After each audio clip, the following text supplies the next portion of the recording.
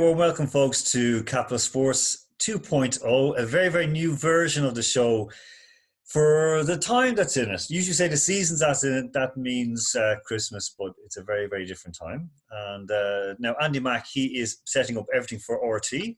Alex B is missing in action. We'll hunt him down over in Toronto. But luckily, on the line, or on this Zoom call, of course, we have Andrew Flint. Hello, how are we doing? Good. And we have Double N, who is also known as iPhone X. How are you doing, Nazar? Good evening. Everything's fine, perfect. How about you, Alan? Good. Listen, let's start off because it is the time to say it. There's no real sports to report, and apart from in Belarus and I think Paraguay, Nicaragua. Andrew, how is it out there in Siberia, out in Tyumen?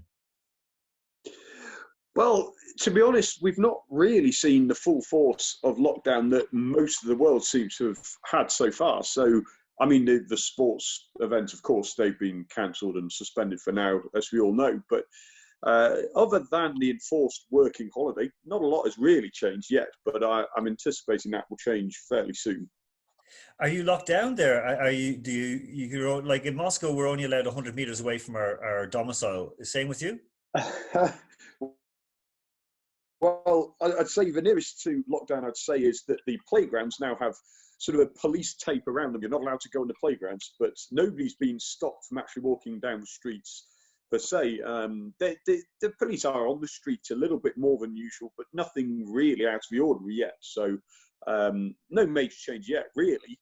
But like I say, I think it's likely to ramp up. Now we've seen what's happening in Moscow, I expect it to follow on over here fairly shortly. Okay. Double N, how is it with you? Because you're down the southwest of the city of Moscow. Are you guys confined to barracks or what's happening?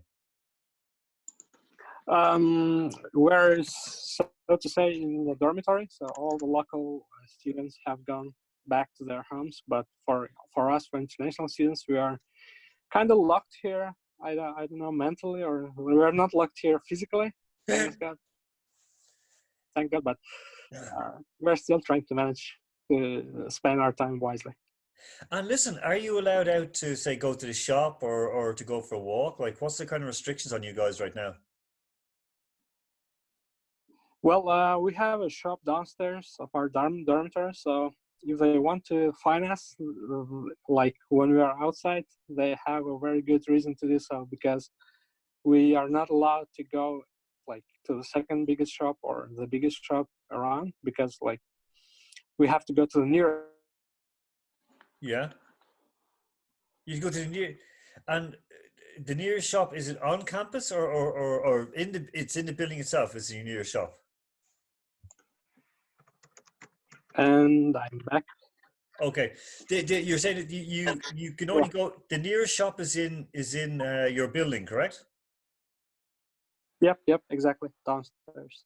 Okay, that's so right. Technically, I don't have any pet to walk it, so I'm not allowed to go out. So I'm. Well, there you go. That's the benefits of having a pet just nailed down in a few words. Exactly. So, because here in Moscow, I mean, it is quite restrictive. We found at the University of Ergasu, they locked down very, very quickly. A lot of kerfuffle over moving students for the students' better, their own good. Of course, a lot of students aren't really happy with that, but what can you do? I mean, we have to try and take care of things. A real pity, a lot of students who work part-time, they study full-time, work part-time to support themselves, and they can't go to work because basically if they go out, then they're going to bring back some, God knows what back into the dormitory. So it's a tough time. Now, moving on from that, so we've had our sort of little bit of a roundup from Siberia to Moscow. Not going to mention Turkmenistan, of course. Get someone into trouble on this call.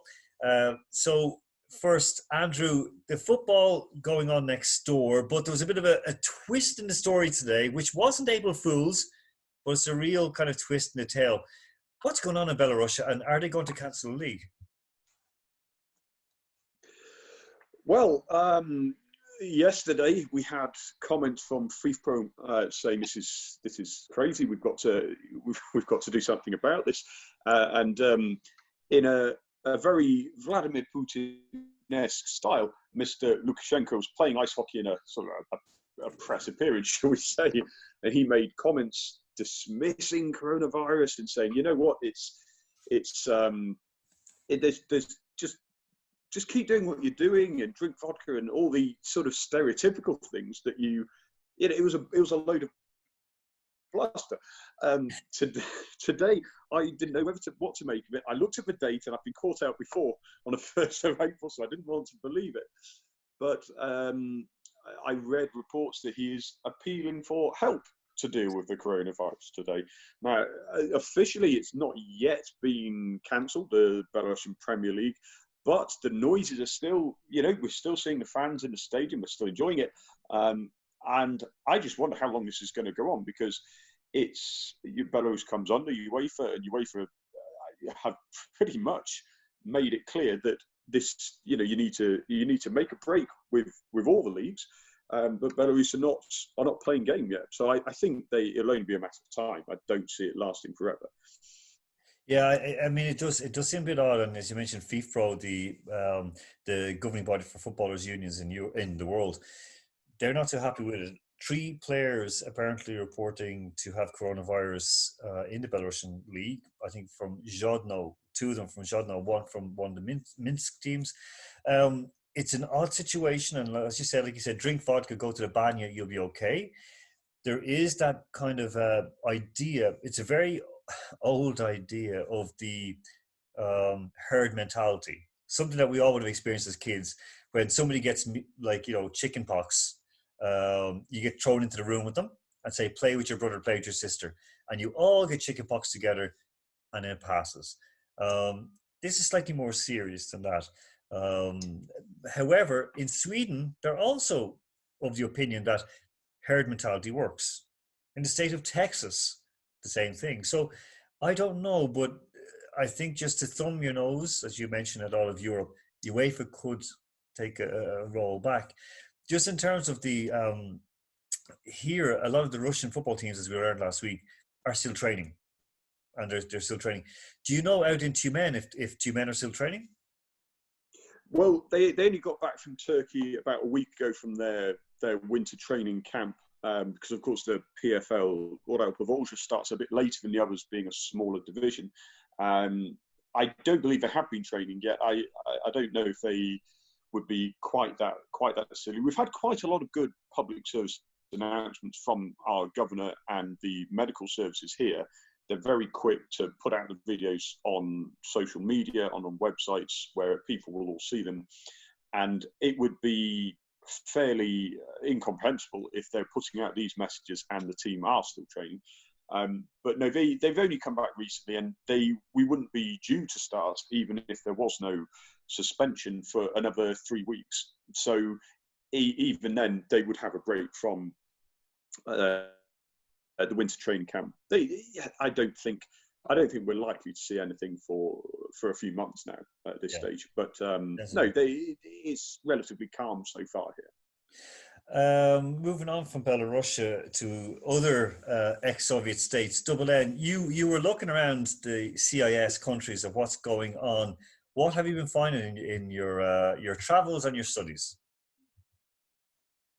Well, as we know, there are a few countries that claim that they don't have this virus in them. So 2 of them are in Central Asia, and one of them actually canceled a league last week.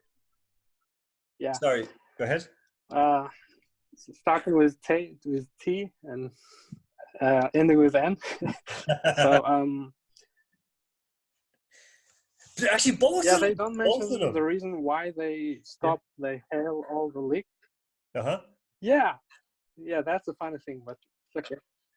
So they didn't mention the reason why they halted, but it stops now in Turkmenistan. But for Tajikistan, it's still on, and moreover, on Saturday, they're gonna have their Super Cup match between Istiklal and Fujat, and It's gonna be at 5 p.m. Yeah, on Saturday. So, and moreover, the Premier League is starting on, I think, on the 5th of April, which is the next day on Sunday. So yeah, they live in a world like they deny the realities for now. Let's see how it turns out. Okay, so folks, you can tune in and see the Tajik Super Cup. That's 5 p.m. Wait, is it 5 p.m. Moscow time, Double N? No, it's 5 p.m. their time. In Moscow time, it's gonna be, I think, 3 p.m. 3 p.m. Moscow time. That's tomorrow, correct? That's on Saturday. Saturday. Okay, thank you. Okay, well, that'd be interesting to see what's going to go on. Okay, Dublin, thank you very, very much for that one. So we're going to come back on and sort of address an issue that people don't really want to talk about. Of what's going to happen with the season. Now, I've just been on the phone to the deputy ambassadors of Ireland to Slovenia, a friend of our show and a friend of Moscow. He was stationed here, of course, for a few years. Arthur Hendrick, and we spoke about what's going on. He's in Slovenia. They've been locked down, I think, since I forget, March 8th or 9th, completely locked down. They've also stopped people traveling between municipalities unless they have an urgent reason to do so. What they're discussing, and Arthur had worked, of course, with emergency relief efforts with Irish Aid, so he's very experienced with this, including the SARS scare back in 2001. He was working with customs in Ireland, so they had to kind of put together the plan of what happens if someone comes into Ireland with SARS. His opinion is we're looking at 12 weeks. Okay, so if we're looking now, the lockdowns just started in England, started in Russia. Let's forget about everywhere else. Counting forward 12 weeks from now brings us into what? So the middle of April, May, June. There's going to be no way a season can continue, that they can't play all the games like a game a day in England or Russia. So basically it's better to close off, just forget the season, wipe it out. Well, what's the best thing to do, Andrew? Well, I mean, in my opinion, the only feasible option going forward is first, before you think of options, you've got to start with a basic premise of what we're dealing with. Whatever happens, there is no clean, satisfying solution for everybody in all senses. In other words, whether all fixtures are completed and you have to push them into a short space of time, or if you cancel them and then a whole load of commercial and legal issues come into play about contracts, most of which are due to run out at the beginning of June or beginning of July. I think it's beginning of July. Most contracts for the season, yes, yeah, you're right. For most leagues would end. And either way, whatever the solution is, there is no clean-cut option. So you've got to start from that premise. So after you move on from that, you have to accept that, because that is just simply the case. You cannot not complete the season, in my view, because it doesn't make a difference at this stage, in my opinion, how much we delay the summer break, whether we shorten it, which we inevitably would have to, start next season later, just rearrange fixtures for the next 12, 18 months, move everything back a little bit, be a bit sensible about it, because how on earth do you settle a season that's not completed? If you expunge the season, what you're effectively saying is a season that's not even started the integrity of that season is more important than a season we're already 2/3 of the way through, which, forget the actual financial implications of TV contracts and deals, and forget the player contracts. Just on a sporting grounds, I can't understand the logic behind putting a season that's not even started ahead of a season we're most of the way through already. I think it's perfectly possible. It just means it's a very unusual schedule we're going to have to adapt to. And I honestly can't see seasons being wiped out. Double N, over to you on that. Of course, the two T-stand countries, they are going ahead. Here in Russia, I mean, we have Lokomotiv, as we spoke about with Kirill Brado there a couple of weeks ago in the studio, you and I. Lokomotiv are on the up. They're chasing Zenit hard. Do they need to finish the season in Russia, or should maybe they just finish the season as it is, that every position is left as it is? Well, as I said, like there are two different situations. Like if we compare, for example, English Premier League and Russian Premier League. So basically, the option of like accepting the standing positions as they are right now may work. It still have their own complications, as Andrew have just mentioned, but it may work even like in our mind. But in Russian Premier League, I don't think that it reflects all the fairness of the situation, all the fairness like of the standings, how they stand.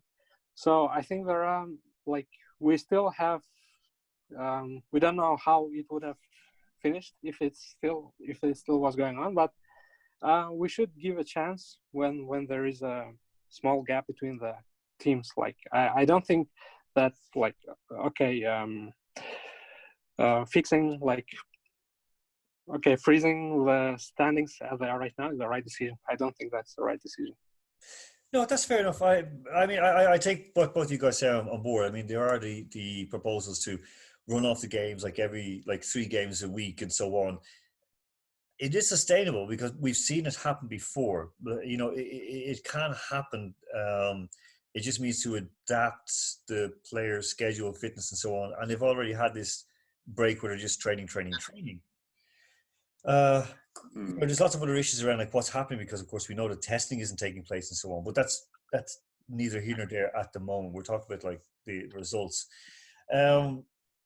I don't know. I mean, possibly, you know, a big issue a lot of clubs are facing is before we're going to go away in a minute. But an issue facing, Andrew, is financial, and that would that be the driver in the end that money will talk? Well, inevitably it will. I mean, we can talk about sporting integrity all we want, but we all know full well that the whatever is financially most suitable for most clubs and broadcast in the league is what's going to tell out in the end. I mean, look, this is just a suggestion. I don't think it's ever likely to happen. But if we take some inspiration from what used to happen in early Russian football, even Soviet football, in the colder winter months when they used to gather in the southern cities in places like Sochi or Krasnodar or Rostov and play almost a bit like rugby league do, the Magic Weekend, where it's quite a lot of fixtures together. I know it's not ideal, but like I said, we can't look for an absolutely perfectly ideal situation. Perhaps something along those lines where you have guaranteed high crowds, and financially this will appeal to clubs. If you say, for example, the Fished Olympic Stadium, and you say, okay, we're going to have 2 or 3 match days in a week. We're going to play, Sunday, or spread the games out, of course, but Sunday, Wednesday, Sunday, something along those lines. It doesn't even almost matter to a degree. But if you say in advance, plan it in advance, sell it well, you have a good stadium with good facilities, try and draw fans in for like a week-long holiday almost. Perhaps that's one option. I don't know. But I think realistically, it's just, but no options are easy. And financially, if it's too difficult to sort out contracts running over June, then I actually honestly really don't know there's no legal precedent as far as I know for a situation like this. So I think you'd like to think goodwill will come into it and players and clubs will both recognise, look, okay, we're going to have to extend contracts to a degree if players agree to take a cut. Like we've seen Spartak Moscow players, for example, agree a pay cut. I don't know what the most likely situation is, but I do think looking to finish the season in whatever form is the best option. That's fair enough. You go along with that double end that if it's run off like say in a 3-week period or something like that to be like every team plays a couple of games, like 2-3 games a week. Does that make sense for you? Yeah, we have to just live and watch what happens like next, and if things are pretty good and if the leagues can function and everything is on, yeah, why not? Like we have canceled the Euro 2020, like it was canceled, right? So we are not in a hurry like for international duties for players and stuff. So I think even if it's just a little bit late, I don't think it's that's a big deal. But yeah, but we have to see how the things turn out. Okay. Listen, Double N, thank you very, very much for joining this evening. Now we'll be back on. We'll do another little piece tomorrow as well. So thank you and stay safe in the dorm. Thank you, Alan. Andrew, you look after yourself out there in Tumen, and we'll do this tomorrow, and we'll have another little bit of a chat as well. It's great to join you. I'll be back, and look after yourself too. Okay, folks, that's it for Capital Sports, our Capital Sports 2.0 for this evening. It'll be a little bit better tomorrow because now we have the hang of this Zoom thing because we're learning as we go. So, folks, stay safe, stay healthy, stay happy, and we'll speak with you all tomorrow.